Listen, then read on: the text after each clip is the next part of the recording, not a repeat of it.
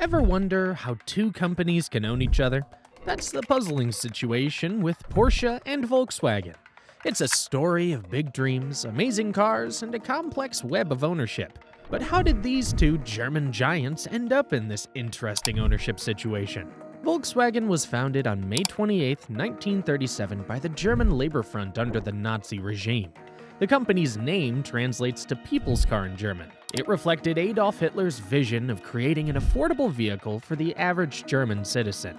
The first model to embody this vision was the iconic Volkswagen Beetle, also known as the Type 1. The concept was introduced to Adolf Hitler by Ferdinand Porsche in 1934.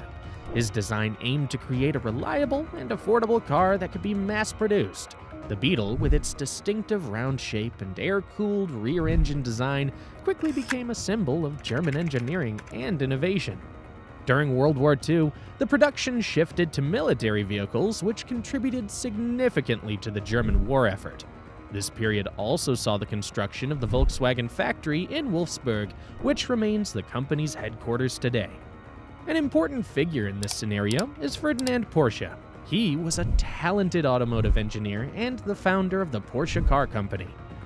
He demonstrated an early interest in electricity and mechanics, which laid the foundation for his future career in automotive engineering. Ferdinand began his professional journey in Vienna working for Jakob Lohner & Company.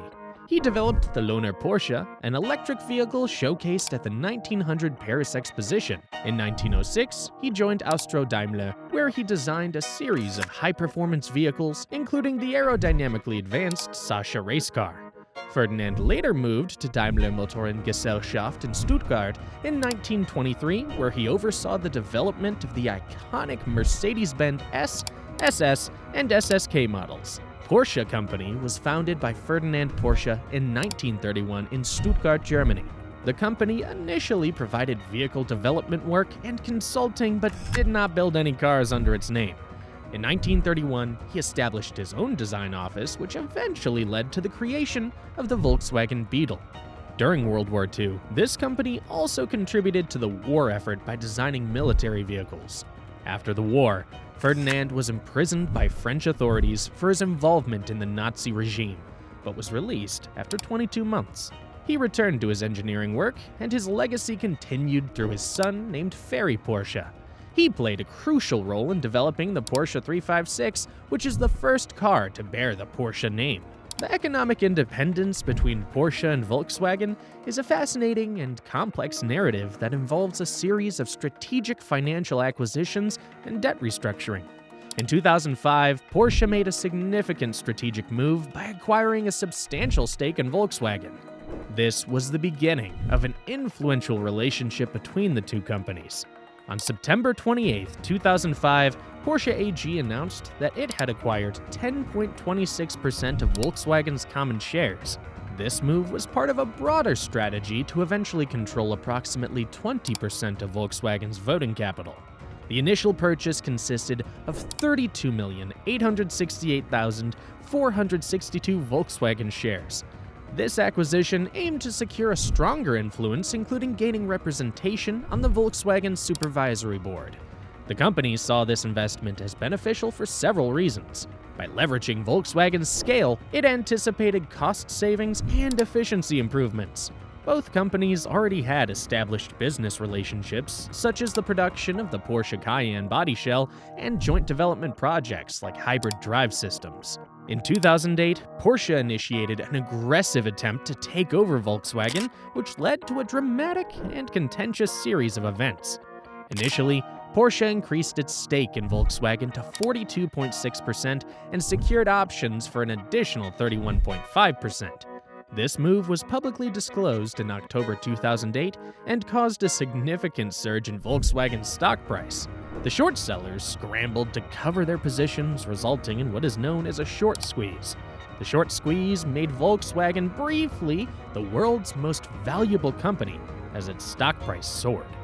Hedge funds that had bet against Volkswagen faced substantial losses estimated at around $30 billion.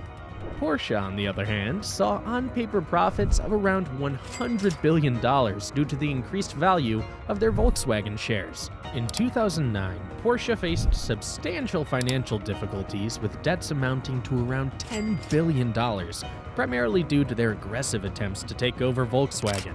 To address this, both companies agreed to a merger plan to create a unified automotive group. This plan was announced in May 2009, highlighting a two-step $8 billion takeover to integrate Porsche into Volkswagen while retaining Porsche's brand independence. Porsche's CEO, Wendelin Wiedeking, along with finance director Holger Hatte, resigned in July 2009 amid internal conflicts and pressures from Volkswagen. Wiedeking's departure was seen as a move to facilitate the merger and reduce Porsche's debt. As part of the merger strategy, Qatar was set to purchase a significant stake in Volkswagen. This move aimed to stabilize the financial structure of the merged entity and provide additional capital. The deal involved Qatar acquiring 17% of Volkswagen, making it a key stakeholder alongside the Porsche and Peich families and the German state of Lower Saxony. In 2011, the planned merger between Porsche and Volkswagen faced several significant hurdles.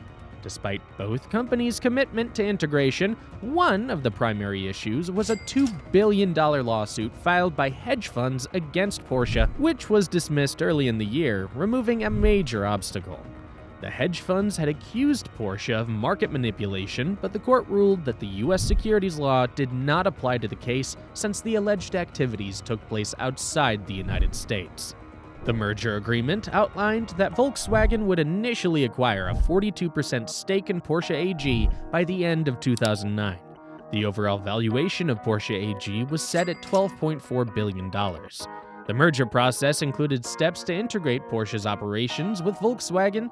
On August 1, 2012, Volkswagen acquired the remaining 50.1% of Porsche's automotive business, making Volkswagen the sole owner of Porsche AG. Porsche SE received approximately $4.46 billion in cash and one new ordinary Volkswagen AG share. This amount included the agreed base purchase price for the stake and accounted for the expected synergies and other assets. In 2013, the integration of Porsche into Volkswagen VW continued to evolve as the two companies further aligned their operations and strategies. The financial results for 2013 reflected the successful merger, with increased revenues and profitability for the Volkswagen Group as a whole. Supported by Porsche's strong performance in the luxury car segment, the integration also aimed to leverage Porsche's engineering prowess and brand strength to bolster Volkswagen's portfolio and market reach. A critical element of this corporate relationship was the Volkswagen Act, which gave the German state of Lower Saxony a controlling interest with just 20% of the shares. This ruling allowed Porsche SE's stake in Volkswagen to exert more significant control without requiring a supermajority. The current corporate ownership dynamics between these companies are complex and interwoven. To sum this all, Volkswagen AG itself fully owns Porsche AG, the operating company responsible for Porsche vehicles. At the same time, Porsche SE controls Volkswagen AG through its majority voting rights. So, that's all about the twisty tale of Porsche and Volkswagen ownership.